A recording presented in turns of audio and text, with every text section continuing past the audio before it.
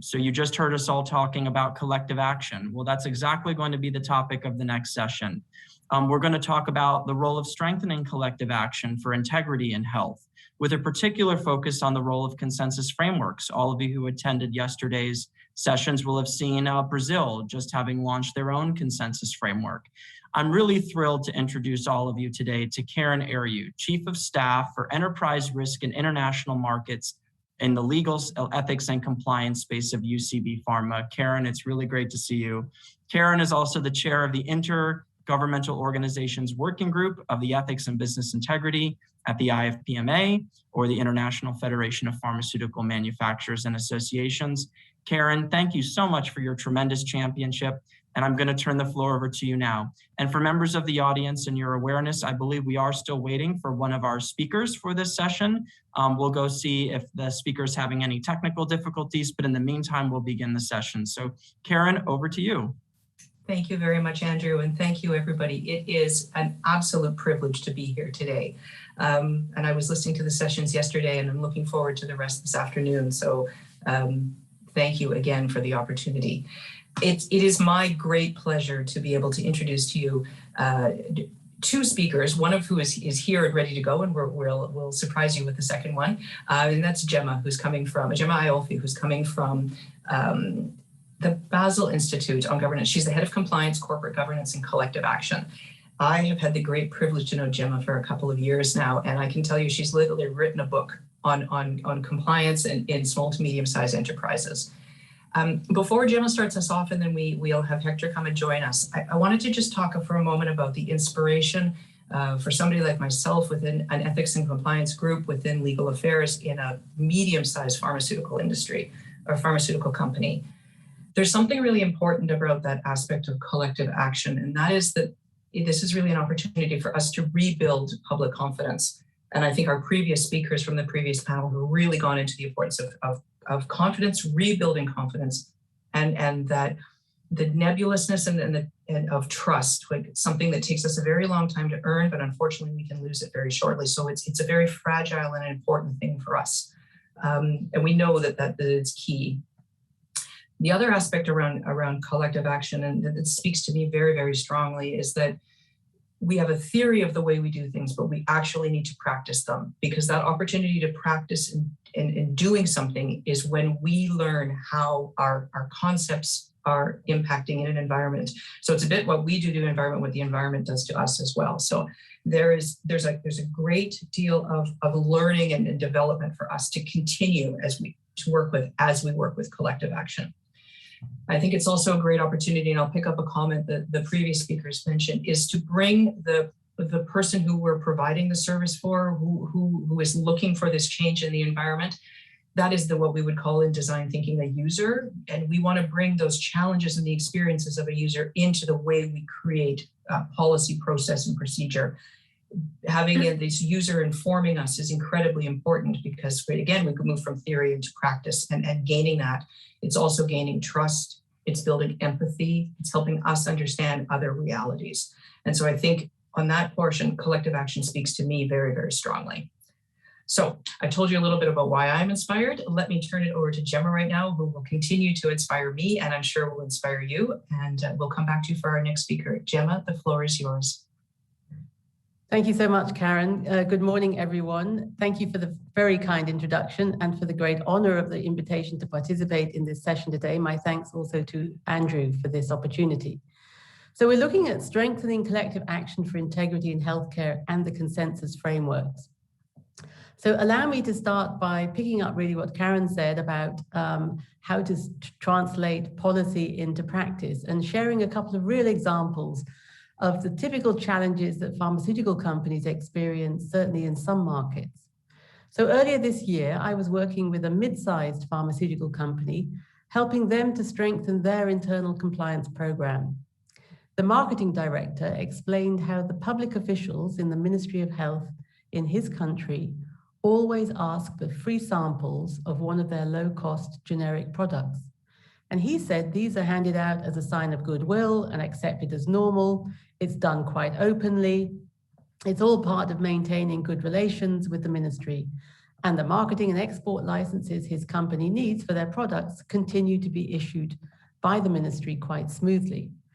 The management of this pharma company would like to stop this practice, but believes that this will be almost impossible in practice. I'll stop there for the moment with that example, and let me mention a quite different second one from a different country.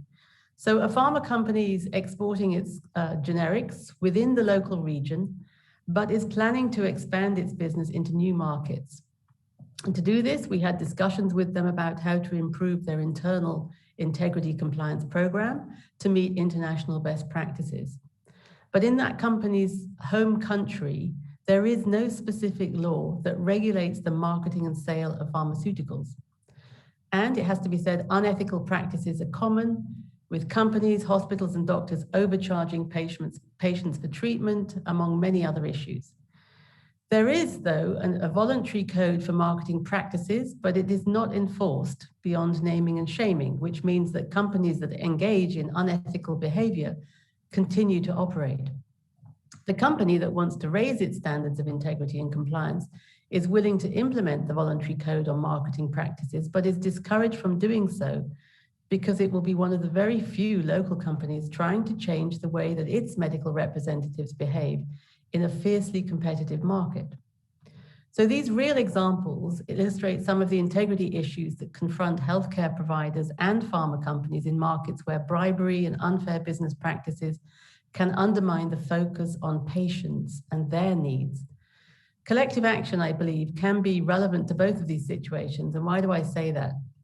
First of all, public health in its broadest sense is a public good. But healthcare is not only the responsibility and preserve of governments. The private sector plays a key role, sometimes in partnership with government agencies, and certainly when it comes to licensing and standards for pharma production and marketing. So we all know this makes healthcare complex, with multiple interests, many laws and regulations, combined with discretionary powers at government level, and the stakes are high. And there is corruption risk in every country in the world, in both the public and private sectors. So healthcare systems are often vulnerable to illegal and unethical behavior in the public and private sectors.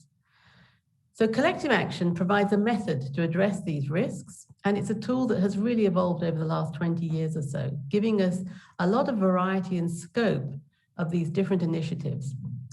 These initiatives also involve quite tailored approaches in some cases that apply collective action as a means to pursue solutions to systemic issues of corruption, weaknesses in governance, and a way to promote fair business practices. So when we look back at the company that hands out free samples to Ministry of Health officials, there's clearly an opportunity to get together with other mid-sized companies who are very likely similarly expected to hand out free samples of their products and to work to eliminate this practice, perhaps even bringing in the government authority at the right moment. So in the second example I mentioned, where laws and regulations are weak or non-existent, this could be a suitable opportunity for a consensus framework. But for now, that country doesn't have a consensus framework, nor is it developing one. So we have recommended that it get together with its National Pharmaceutical Association, Industry Association, and try to get together with other companies to start working on how to strengthen the implementation of their voluntary code, because it is there and it's a robust document, but it needs to be implemented. Now, we also know from our long experience of working with different initiatives that collective action is not an easy option. It isn't a solution to every issue that undermines integrity, but it can help. So getting an initiative started and making it effective takes a lot of effort, time, and needs leadership that we heard about, I think, earlier on, expertise, and inspiration. Some of the common challenges include developing trust between the participants, handling stakeholders with competing or diverging interests, and that's perhaps particularly noticeable within certain areas of healthcare provision, addressing governance structures, and making collaborative efforts sustainable. I'm sure that some of these challenges sound familiar to the health sector consensus frameworks in countries both with developed economies as well as those in emerging markets. So how can we strengthen or try to strengthen some of these collaborative efforts? So here are 5 things that you might want to consider, some of which may sound already familiar, but it doesn't harm, I think, to come back to these sometimes. First of all, bringing together stakeholders and sharing their experiences, their successes, the problems and possible solutions is not only useful in itself, but it actually also helps to foster trust, especially if it's constructive and not a finger-pointing exercise or oriented towards complaining. In other words, looking for what we have in common that's positive and not always looking to put the blame on one particular group. Because as we've said, these problems are complex, so we need to have constructive ways of addressing the issues. Secondly, the impact and power of collective action is often strongest when the participants are relatively homogeneous, because this helps the identification of common goals, as well as common problems, of course. So I think the consensus frameworks may benefit from encouraging sub-working groups that bring together similar members to create their own initiatives, but still aligning with the overarching ethical principles that the frameworks put out. To achieve this, governance structures for the consensus frameworks need to be enabling and provide flexibility, but also clarity, accountability, and transparency. So really working together to figure out the best way to structure these frameworks to get results is a task in itself. Third idea. What we've also seen from other initiatives is that data-driven initiatives can really help to focus actions and have an impact because they can create a baseline and demonstrate what has changed based on facts, not only on qualitative assessments or anecdotal evidence, which of course is also valuable, but what really talks at the end of the day is having hard data to show how change has been brought about. I think many healthcare organizations are probably well placed not only to collect, but also to deliver that data to these consensus frameworks and their initiatives so that they can set a baseline and encourage the development of targeted collective action. Fourth, and this is pretty important, although it might sound a little bit unusual, charismatic and engaged leadership can be decisive and can make the difference between success and failure. We've seen this time and again in collective action initiatives. A person who is respected within the healthcare system, who can identify how best to draw on the resources available within the participant group, who can really push people to do things in the nicest possible way, who doesn't give up. This will be an invaluable asset to the consensus framework initiatives. And fifth, sometimes being opportunistic is a smart move. So being flexible and adapting when necessary, swooping in and taking advantage of a new law, the willingness of a new participant or a new association to change the way they've been doing things provides opportunities that shouldn't be missed so that the collective action can achieve its long-term goals. And this may also involve building in resilience into the collaborative process. So those are just 5 things that I think from what we've seen might help some of the consensus frameworks as they progress. Let me close perhaps with one special announcement, if I may. At the Basel Institute, we've developed our support for collective action through mentoring and facilitating various initiatives. We've been drawing on examples and discussions held with different stakeholders over many years in all types of collective action. And so we offer practical advice and encouragement. We share our networks and contacts and try to bring new perspectives to keep the momentum going so that the collective action initiatives achieve their goals. In practical terms, we have convened gatherings of diverse groups that have shared their experience and developed new networks as a result. We've held regular conferences on collective action, and we'll be holding another one, we hope, next year for the first time for a couple of years, and we hope it'll be in person. As well as that, in the next few years, I'm pleased to say we will be scaling up our mentoring activities. And if we can support any of the consensus frameworks as they develop, we will gladly do so. This would involve assessing together with the respective framework or its sub-working groups what this would involve in detail, but we will have the resources to do this, and so our costs would be covered. We are a resource center for collective action, and we really look forward to supporting the efforts of the worthwhile consensus frameworks and strengthen these initiatives where we can. So we look forward to hearing from you and working together with you more closely. Thank you very much, Karen. I'll hand it back to you for now. Thank you. Thank you, Gemma. Thank you. So inspirational as always. And I'm going to turn us over now to Hector Valle Mesto, who has joined us. And hello, Hector.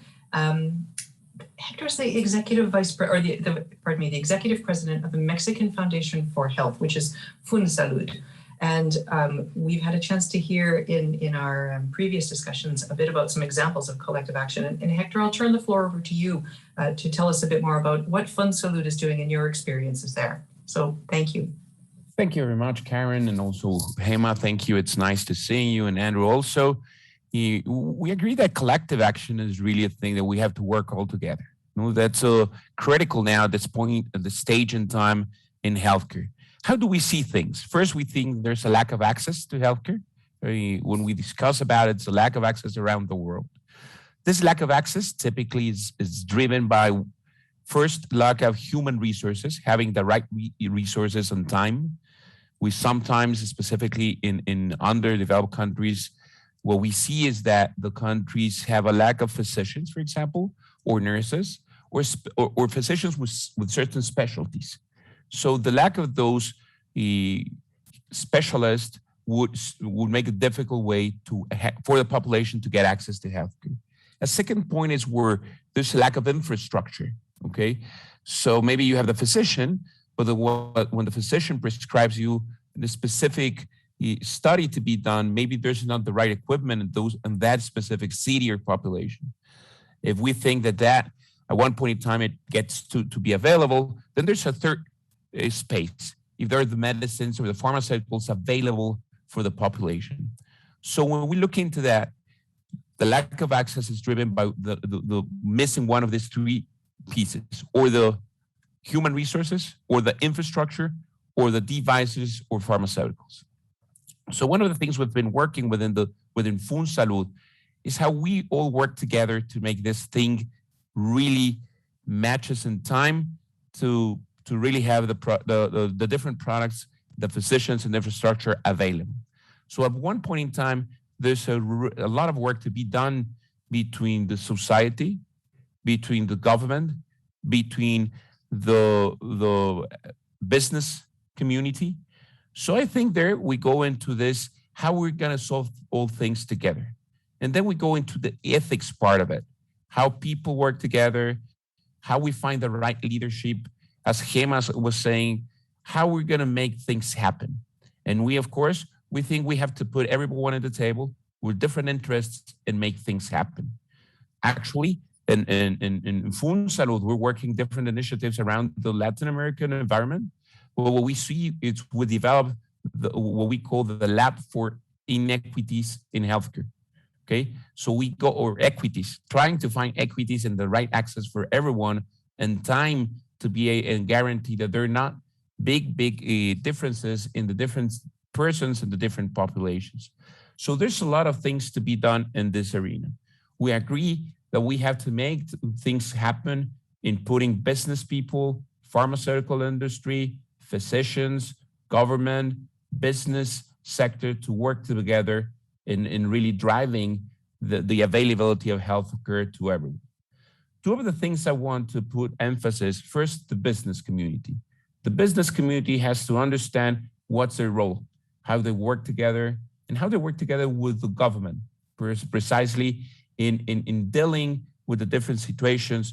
What are the things that one's requiring, specifically when the business community is asking specifically for support, for example, for their own employees, okay? To guarantee that the different institutions, the governments are really giving access to healthcare to those employees of the different business communities. And how they work together with the government in making that happen. Who puts what? How they work together. How they deal with the risks and challenges they're going to be facing. Because there are too many risks they're going to be facing. When we look at how things develop, when we look at now what happened during the pandemic, how it's been happening around the world, there's a lot of work to be done.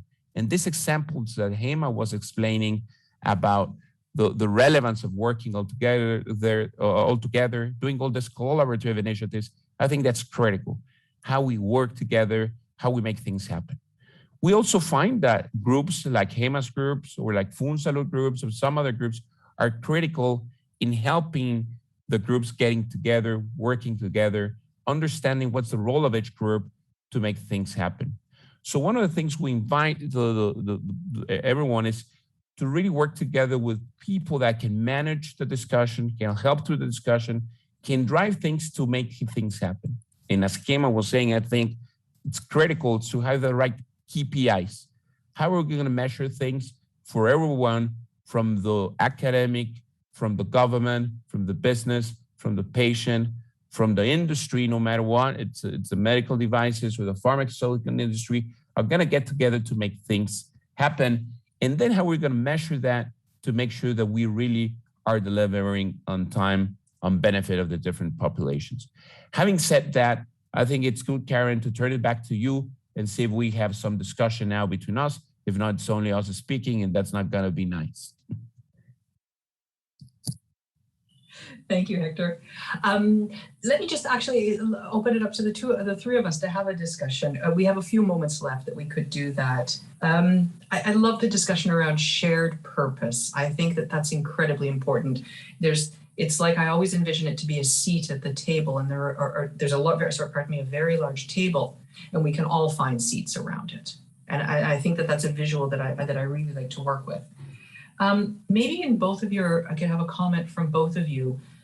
And it's also, if I'm thinking about the audience that we have on the call, we've got some very specific actions that you've described. And when things work well, it really does work well. Let me ask a question, though, more about how do you motivate yourself when sometimes it seems there are a lot of challenges? What do you find is your source of inspiration? Maybe, Gemma, I'll turn over to you, and then Hector, you could give us a comment. You mean the participants in the collective action initiative? How do they motivate? No, sorry, your personal motivation for the work that you're doing. You could expand it to the table, sure, right? Okay, I think my personal motivation is that I genuinely have seen how things can change. And even if it starts in a small way and takes many years, I mean, I've been around doing this for many years, things that you think are impossible come back and then they suddenly become possible. I mean, when we first started out in collective action, the very basic approach was bringing companies together to say, we will no longer pay bribes. Nowadays, that's completely the minimal that people have to do based on the law. So when you see change, when you see things really being improved, the impact gives you a huge boost to get even over the hurdles and the bumps that you see arising.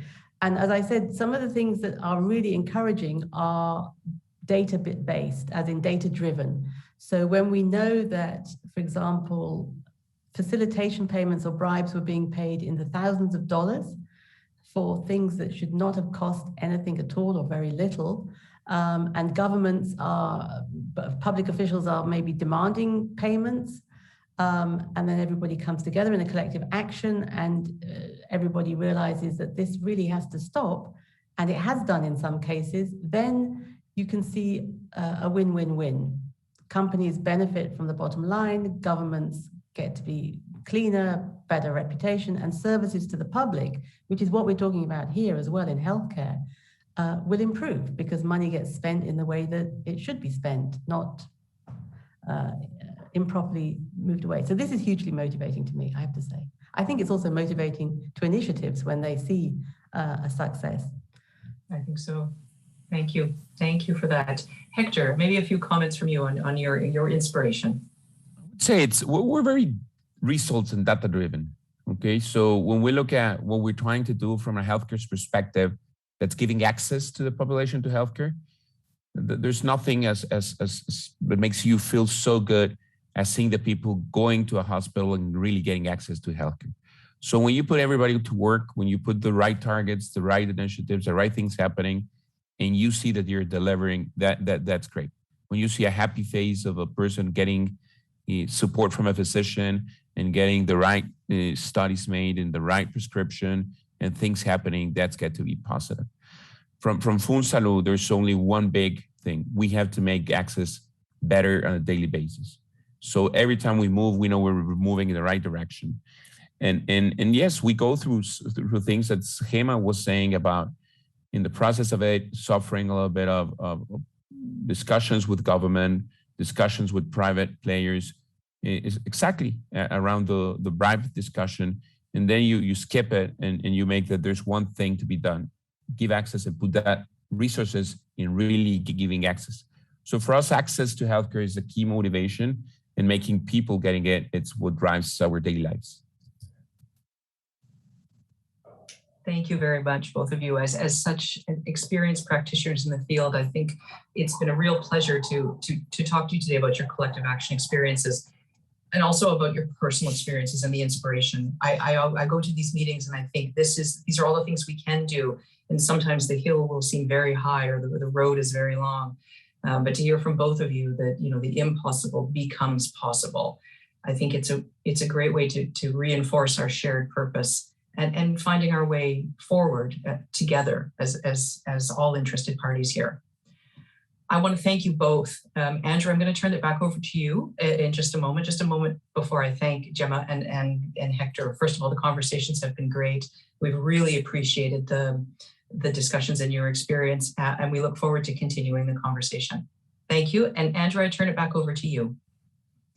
Thank you so very much, Karen, Gemma, and Hector, for your insights. And I'd like to echo the comments that all of you have made, that stakeholders attending the forum who are really looking to learn more, right, about effective collective action initiatives and to foster ethics in healthcare, be it through consensus frameworks or otherwise, should absolutely reach out. I think if the discussion we've just had and the one before it between the IDB and CONFIP tells us anything, it's that there is a large movement afoot to really promote collective action initiatives within ethics and integrity, in particular in healthcare. So thank you all so much.